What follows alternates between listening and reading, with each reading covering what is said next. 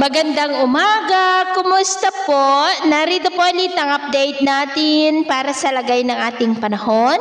Ngayong umaga po ng October 16, 2025. Sa ngayon po ay easterlies pa rin ang hangin na umiihip dito sa ating bansa, lalo na sa silangan ng Luzon at Visayas.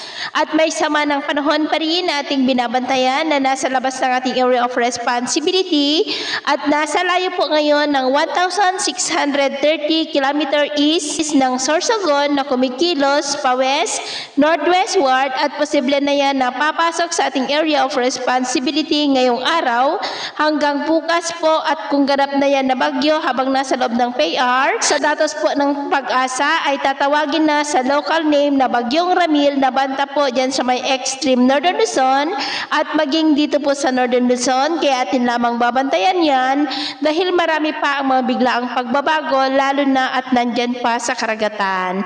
At ito naman ang pinapakita ng forecast model nating ginagamit hanggang po sa susunod na 2 linggo. At sa lagay ng ating panahon, ngayong madaling araw ay maayos naman po ang panahon sa malaking bahagi ng bansa maliban lamang sa mga tsansa ng mga isolated rain sa ilang bahagi ng Babuyan Islands, Quezon Province, ilang bahagi po ng Batangas, Marinduque, Calapan, Romblon, Aklan, Iloilo, Camarines Provinces, Catanduanes, Sorsogon, Cadiz, Cebu, southern part ng Leyte, Eastern Samar at Dinagat Island. At mamaya po ay sisikat naman ang araw sa malaking bahagi ng ating bansa maliban lamang sa mga tsansa ng maulap na kalangitan with isolated rain sa ilang bahagi po ng Quezon Province, Batangas, Calapan sa may Mindoro, Marinduque, Romblon, Camarines Norte, Camarines Sur, Catanduanes, Albay, Sorsogon, Aklan, Cadiz, Tagbilaran, Cebu City at Eastern Samar. At mamayang hapon,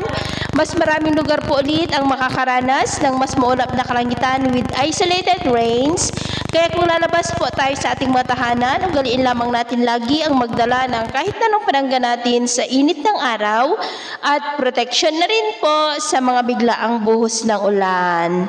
Naman po mga baybayin, wala naman po tayong nakataas na anumang gale warning signals, pero iba yung pag-iingat lamang po kung papalaot tayo para po mas makaiwas sa mga sakunang pangkaragatan.